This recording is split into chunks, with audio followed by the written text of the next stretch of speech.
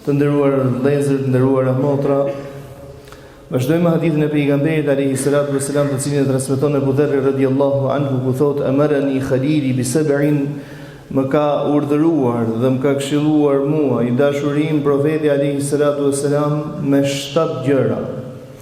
Pra fokusi i pejgamberit në këtë këshill janë 7 çështje të ndryshme, dhe e katërta e tyre thotë: "Amarani an la as'ala ahadan shay'a". Më ka urdhëruar pra pejgamberi alayhi salatu wassalam të mos i kërkoj askujt ndonjë gjë, ndonjë nevojë time, apo më ka porositur të mos i kërkoj kujt. Pyetja e cila lind natyrshëm, sepse profeti sallallahu alaihi wasallam do të gjitha fjalët të cilat i ka folur nuk janë kundërshtuese me njëra tjetrën. Pra gjejmë shumë hadithe ku i dërguari i Zotit flet për bashkëpunimin, flet për ndihmën e njëri tjetrit, flet për vlerën e kësaj ndihme. Dhe në një çast tani shikojmë se pejgamberi alayhi salatu wassalam fton të mos i kërkojmë gjë askujt. Vallë, a kemi një kundërshtim midis fjalëve të Rasulullahit apo çfarë? Nuk mundet kurse si që i dërguari i Zotit të kundërshtojë fjalën e tij një fjalë tjetër apo vepra e tij një fjalë të tij dhe anasjellës. Ndaj në gjithçka ka folur me urdhër të Allahut, në gjithçka në cilën ka ftuar me urdhër të Allahut subhanahu wa taala. Në rastin konkret pejgamberi alayhi salatu wassalam është drejt një reformë e cila fton në ruajtjen e dinjitetit të njerëzit. I dërguari i Zotit po përpiqet pra të na mësojë se të mos u kërkosh të tjerëve është shumë më e ndershme për ty, se sa tu ashtrish dorën atyre. Ndaj edhe në një hadith të tij thotë: "Al-yadul ulya khayrun min al-yadi sufla". Dora e cila jep është më e mirë se sa dora e cila punon. Pra i dërguari i Zotit alayhi salatu wassalam fton për në punë. Nuk ka edukuar dhe nuk ka punuar për një ummet i cili flen gjumë, për një ummet dembel, por ka punuar dhe ka ftuar për një ummet i cili jo vetëm që ngren veten në këmbë, por do të ngrejë gjithë dynjan në këmbë. Në kohën e Umar ibn Khattabit radhiyallahu anhu, një grup njerëzish nga Jemeni emërtonin ose i thonin vetes tyre el mutawakkilun, ata të cilët i mbështeten Allahut subhanahu wa taala. Dhe nuk punonin. Ndërkohë që Umar radhiyallahu anhu i thot: "Antum muttakilun", ju nuk jeni prej atyre të cilët i mbështeten Allahut. Ju jeni prej atyre që e keni kuptuar këtë koncept komplet gabim, se të mbështetesh Allahut do të thotë ta mbjellësh tokën, ti bësh hizmetin, pastaj ti mbështetesh Allahut subhanahu wa taala. Pra ta kërkojsh rrezikun dhe më pas thush: "I jam mbështetur Allahut", sepse garantuesi i rrezikut është prej Allahut, është Allahu vetë. Dhe ky garantuesi i rrezikut kërkon prej nesh përpjekjen. Shkon një person tek pejgamberi alayhi salatu wassalam dhe i thotë: "I dërguari i Zotit, kam nevojë, më ndihmo me diçka." I thotë: A nuk të gjendet në shtëpi diçka për ta shitur në vend që të lypësh dhe të kërkosh? Pra a ka lypur dhe a ka kërkuar pejgamberi alayhi salatu wassalam në jetën e vet borxh? Po. Ndihmës nga të tjerët jo. Sepse dëshironte t'u jepte mësim të gjithë ummetit të tij. Dhe sjell një sen nga shtëpia të cilin pejgamberi vetë propozon për ta shitur dhe thotë: "Merr dhe bli një sopat, bli dhe një copë litar, e shko dhe bëj dru." Ndaj dhe ka thënë që dikush të marrë një copë litar dhe një copë sopat dhe të barti dru në kurrizë të tij është më ndershme dhe është më me sevap se sa të kërkoj njerëzve. Apo kur thotë: "Vazhdon njeriu t'i kërkoj, pra t'i ashtri dorën njeriu, ai sa në ditën e gjykimit", thot pejgamberi alayhi salatu wassalam, "do të jetë fytyra e tij pa mish." Synimi do të thonë që do të jetë pa mish. Çfarë synon? Synon që nuk i ke lënë fytyrë vetes ti. Ndaj dhe thot Sheikhul Islam Ibn Taymiyah rahimahullah, nëse kërkon të kesh pozitë tek njerëzit, rri larg interesave të tyre dhe mos u kërko. Dhe dije se ti do të kesh pozitë tek ta aq sa u qëndron atyre larg. Një nomad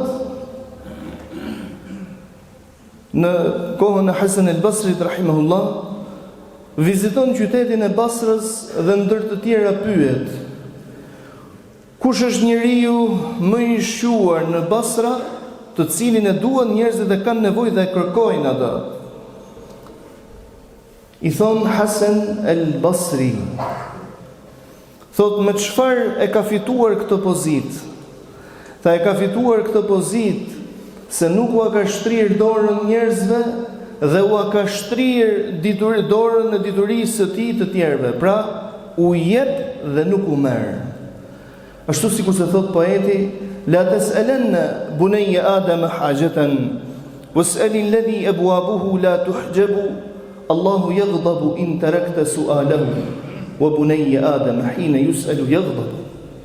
Mos i kërko, thot, birit Ademit, mos ia shtri dorën për asgjë. Por kërkoj atij dyert e cilit nuk mbyllen kurrë. Allahu mërzitet kur robi nuk i kërkon atij, ndërkohë që njeriu sado i afër, sado i dashur, ndërkohë që njeriu mërzitet kur ti diçka i kërkon atij. Ndaj ajo në cilën fton i dërguari i Zotit është të edukohemi me veten, sepse do të jemi edukatorë edhe për shoqërinë, edhe për familjen, por edhe për shoqërinë mbar, të mos ia shtrim dorën tjetrit. Dhe i dërguari i Zotit alayhi salatu wasalam, një ditë prej ditësh pasi e kishte një grup prej shokëve të tij, dhe u thot: a nuk po m'jepni besën? I thanë: ta kemi dhënë besën, o i dërguari i Zotit. E përsëriti diçka të tillë për 3 herë me radhë: a nuk po më jepni besën? Më pas ata shtrin duart e tyre dhe i thanë: kjo është besa jonë, o i dërguari i Zotit, po për çfarë duhet? Domethënë, për çfarë duhet me ta dhënë besën në shëllimi? Thot se do të adhuroni vetëm Allahun dhe nuk do t'i bëni shok atij. Do ta falni namazin, do ta jepni zakatin, pra do t'i kryeni të gjitha urdhrat e Allahut subhanahu wa taala dhe nuk do t'i kërkoni njeriu asgjë në jetën e juaj. Thot dhe ashtu vepronin këta njerëz. Thot ndodhte që ndonjëri prej tyre, domethënë, i nevojitej shkopi, pra që i kishte rënë, ndërkohë që ishte i ngjitur në kafsh, nuk përtonte, zbriste prej kafshë, e merrte dhe u ngjiste sërish. Edukata e Resulullahit sallallahu alaihi wasallam kanë fokusin e saj të prodhojë njerëz të cilët i mbështeten Allahut subhanahu wa taala dhe zhvillohen në jetë. Pra nuk rrin vend numëron, por zhvillohen në jetë. Turp është punojsh me haram, turp është të lypësh ndërkohë që Allahu subhanahu wa taala të ka pajisur me të gjitha mundësitë, por për të tjerat nuk është turp se çfarë pune bën për sa kohë që është halal. Nuk është turp se çfarë pune bën për sa kohë që është halal. Ndaj dhe i dërguari i Zotit alayhi salatu wasalam po na fton pikërisht për këtë pjesë. Nuk është puna ajo e cila e bën njeriu. Ajo që e bën njeriu është vepra e tij, domethënë jo profesioni të cilin ai e ka në jetë, por vepra të cilën e punon, aty ku ai punon. Ndaj dhe pejgamberi alayhi salatu wasalam thotë: kush e fal namazin me përpikmëri, pra i përmbahet urdhrave të Allahut subhanahu wa taala në këto adhurime, por dhe është korrekt dhe me pronarin e tij, ai e ka shpërblimin e 2 fish. Është korrekt me pronarin e tij, domethënë sinqeriteti. Kjo është korrektësia, sinqeriteti. Nuk lakmon, domethënë, në pasurinë e tjetrit. Ndaj dhe profeti alayhi salatu wasalam nëpërmjet kësaj edukate po përpiqet të na çojë drejt një rruge që quhet mjaftueshmëria me atë që të ka dhënë Allahu dhe mos pasja zili për atë që i ka dhënë tjetrit. Na ka ftuar, domethënë, të vetë mjaftohemi. Themi faleminderit o Allah, ti që na ke furnizuar për madhnisë tënde, mos lejo të kemi nevojë për askënd, përpos se për madhninë tënde. Ndaj nderuarit e mi, duke e lutur Allahun që të na bëjë për atyre që nuk kanë nevojë për krijesat e Zotit, për t'u ashtri dorën atyre, na bëjë për atyre të cilët i mbështeten Zotit me mish e me shpirt në gjithçka kërkojnë, sikur se thot dietari i shuar Ibrahim ibn Adham rahimahullah, kërkoi Zotit të qoftë dhe kripën e gjellës. Pra lutju Allahut të të furnizojë dhe për kripën e gjellës. Mos e konsidero diçka të pavlerë dhe të mos ia kërkosh Allahut, por mos e konsidero diçka të pavlerë dhe ta ulësh veten, domethënë duke ja kërkuar të tjerëve. Lutem ty i madhnueshmi Allah na falë, na mëshiro, na pajisë moral të lartë të Hazreti Muhamedit alayhi salatu wassalam. Amin walhamdulillahi rabbil alamin. Ka prej tyre që pjesën që të mos i kërkojsh, mos i lypësh diçka tjetër, ne nuk po themi sepse ne jemi në këtë dynjë dhe kemi nevojë për njëri tjetrin. Në patjetër që do kërkojmë prej njëri tjetrit, por mos e bëjmë me tonën. Ky është qëllimi. Edukata e parë, të vetë mjaftohemi dhe të kryejmë vetë gjërat të cilat na takojnë. Ka prej njerëzve të cilët është një lloj, do ta quaja sedër ose sedër e përzier me mendje mallësi që i pengon për të kërkuar diçka tjetrit. Dhe zgjedh të shkojë njeriu në haram në emër të asaj që mos i bëhesh barr dikujt. Dhe e gjen se dyert e bankave për dhënë kredi janë më të lehta për të dhe për sedrën e tij, se sa ti kërkoj një miku të tij, se sa ti kërkoj një fëmijë të tij, se sa ti kërkoj një vllai të tij në fe. Kjo të nderuarit e mi është gabim me ok. Këtë nuk e toleron Allahu subhanahu wa taala as i dërguari i tij. Kjo është me i hap luftë Allahu xhelle xhelalu dhe nuk është pjesë e kësaj edukate. Kjo është me ju bind shejtanit mallkuna atë që kërkon. Zoti ka kërkuar prej nesh të përpiqemi. Ama në jetë do të kemi nevojë për njëri tjetrin. Dhe padyshim që kapitali më i madh i njerëzit është njeriu. Nuk është pasuria, por është njeriu. Ndaj lutim Zotin të na rrethojë nga njerëz të cilët i duam dhe na duam për hatrin e të mëdhnueshmit Allah. Kjo është më kryesorja e gjithave. Ndërkohë që i dërguari i Zotit alayhi salatu wasalam kur flet pikërisht për pjesën e veprës mirë ose për pjesën, domethënë, se si mund të shpërblehet njeriu, thotë kur çdo që e mbjell një fidan, pra një pemë, dhe prej saj han çdo gjallës, qoftë bish, qoftë zog, qoftë njeri, qoftë sprov me cilën domethënë përballet prodhimi i tij, qoftë dhe vjedhje. Dërguari i Zotit thotë, edhe nëse vjedhet ky prodhim, për atë ai do ta ketë sevapin. Ne jetojmë në kohë ku shohim se si vakufet të cilat janë lënë në emër të Allahut janë uzurpuar, ose dita ditës uzurpohen, tjetërsohen. Valla ta njerëz të cilët i kanë dhënë në emër të Allahut subhanahu wa taala, nuk vazhdojnë ta kenë shpërblimin patjetër nderuarit e mi. Do ta kenë shpërblimin mbi bazën e niyetit të cilën e kanë pas për hatër të Allahut subhanahu wa taala. Dhe kanë për ta marrë në mënyrë të pandërprerë. Kjo botë është e përkohshme dhe është për gjithë e përkohshme. Është si për të mirin, si për të ligun. Ndaj lumë për atë i cili kohëqëndrimin e tij në këtë dynja e shfrytëzon në punë të mira, dhe mirë për atë i cili kohëqëndrimin e tij në këtë dynja punon dhe bëhet palë me shejtanin. Shejtani i mallkuar do të ftojë për në xhehenem. Ashtu siç thotë nderuari Hasan al-Basri rahimahullah kur flet për ftesën e shejtanit dhe ftesën e robërve të cilët ftojnë për në rrugën e Allahut, thotë subhanallah, në më shumë se 90 kusura ajete në Kur'anin famlar, Zoti u garanton njerëzve krijesave të tij se ai është furnizuesi.